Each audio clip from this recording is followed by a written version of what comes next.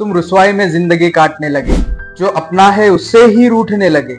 एक पल में मौत नसीब हुई उनको, जो अपनों को आखिरी बार मिल ना सके, जो अपनों को आखिरी बार मिल ना सके। मित्रांनो, विचार करा, तुमच्या जीवनातला अविस्मरणीय क्षण तयार करण्यासाठी तुम्ही कुठे चाललेला आहात। प्रवासामध्ये जाताना तुम्ही चांगल्या पद्धतीने तयारी केली, आपल्या मनामध्ये नवनवीन विचार साठवले आणि ते विचार तिथे गेल्यानंतर प्रकट करण्याची भावना सुद्धा आपल्या मनामध्ये आली।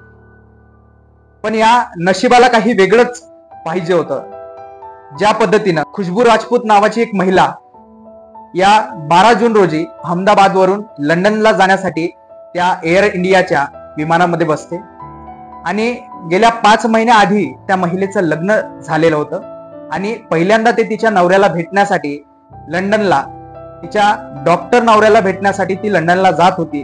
पण मात्र अशा दुर्दैवी घटनेने त्या महिलेचा मृत्यू झाला आणि त्या घटनेचा आढावा आज आपण घेणार आहोत। मित्रांनो, फक्त खुशबू राजपूत नावाची ती मुलगीच नव्हे, तर अशा बऱ्याच लोकांचं, तब्बल 250 ते 250 पेक्षा जास्त लोकांचा मृत्यू या घटनेमुळे घडला। मित्रांनो, मला सांगायला अत्यंत दुःखही होतंय आणि माझं अंतःकरण सुद्धा दुखतंय। तर का बरं? कारण की एक भारतीय म्हणून जर माझ्या मनामध्ये असा विचार आला की ते मरणारे खुशबू राजपूत ही माझी बहीण होती।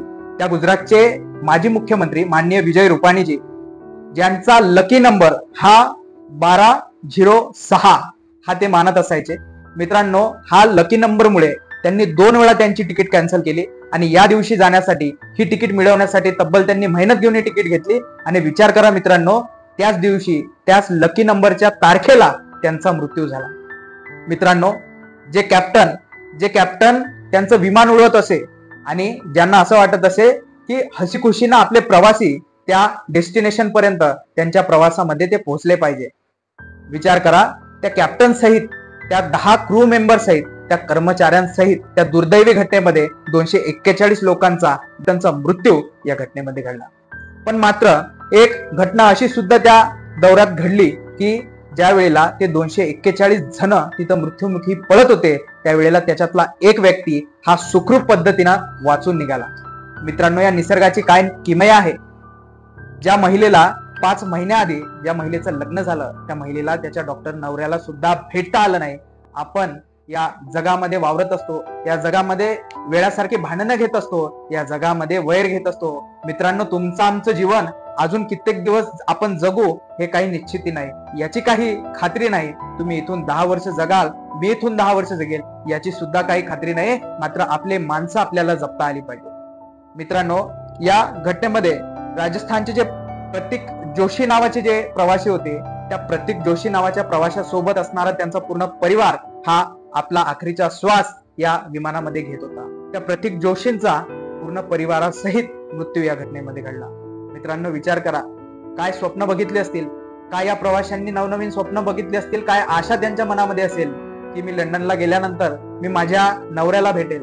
या घटनेमध्ये इतके सारे प्रवासी मृत्युमुखी पडले, कुणाचा भाऊ गेला, कुणाची आई गेली, कुणाचा बाप गेला, कुणाची माय गेली। विचार करा मित्रांनो, अशी घटना, अशी दुर्दैवी घटना कोणाच्याच भविष्यात घडू नये, कोणासोबत घडू नये आणि जो त्यांचा आधार आहे तो आधार हरवू नये। मित्रांनो, लक्षात असू द्या, ज्या पद्धतीनं आपण या आपल्या जगामध्ये, या देशामध्ये, या राज्यामध्ये वावरतो, आपण एक वेगळ्याच पद्धतीची भूमिका, एक वेगळ्याच पद्धतीचा ऍटिट्यूड आपल्या मनामध्ये ठेवतो।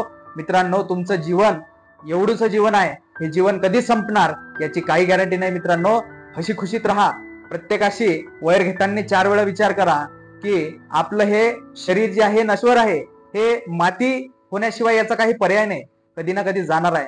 पण या लोकांनी आपल्याला कशा पद्धतीने लक्षात ठेवावं हे मात्र तुमच्या हातात आहे। तुम्हाला एक चांगला माणूस म्हणून या भूतलावरती लोकांनी लक्षात ठेवावं की एक खराब माणूस म्हणून या भूतलावरती लक्षात ठेवावं, हे तुमच्या हातात आहे। मित्रांनो, तुम्हाला जगायचं आहे, तुम्हाला एक दिवस हा देश सोडून, ही भूमी सोडून जायचं सुद्धा आहे। पण मात्र जाताना तुम्ही हसत हसत गेले पाहिजे आणि लोक तुमच्यासाठी रडले पाहिजे। त्या पद्धतीनं माणूस जन्मतो त्यावेळेला माणूस रडत असतो आणि त्याचा पूर्ण परिवार, त्याच्या जवळचे सानिध्यातले लोक हे हसत असतात, हे खुश असतात।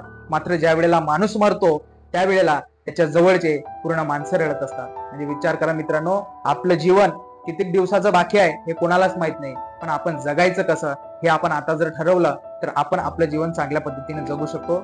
मित्रांनो, तुम्हाला एवढंच सांगणं आहे की देवावरती विश्वास ठेवा, स्वतःवरती विश्वास ठेवा आणि आपले निर्णय स्वतः घ्या आणि चांगले निर्णय घ्या, जेणेकरून रिग्रेट करण्याची गोष्ट तुमच्या जीवनामध्ये नसली पाहिजे. हताश होऊन बसू नका मित्रांनो, कारण की कधी या वेळेचा फेरा तुमच्यावरती येईल हे सुद्धा सांगितलं जाणार नाही आणि कधी या वेळेचा फेरा आमच्यावरती येईल, माझ्यावरती येईल हे सुद्धा सांगितलं जाणार नाही. मित्रांनो, आपल्या प्रत्येक माणसाला जपा.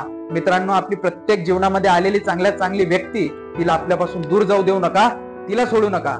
मित्रांनो, आज तुम्ही या भूतलावरती जर बघितलं, या पैशाशी आपल्याला काही घेणदेण नसलं पाहिजे. पैसा आखरीपर्यंत टिकत नाही, आपली संपत्ती आखरीपर्यंत टिकत नाही, आपलं एखादं पद असलं ते पद सुद्धा आखरीपर्यंत टिकत नाही, हे शरीर सुद्धा आखरीपर्यंत टिकत नाही. जे टिकतं फक्त नातं, आणि ते नातं असं सोज्वळ असायला पाहिजे, ते नातं असं स्वच्छ असायला पाहिजे, ते नातं इमानदारीचं असायला पाहिजे आणि ते नातं असं घट्ट असायला पाहिजे.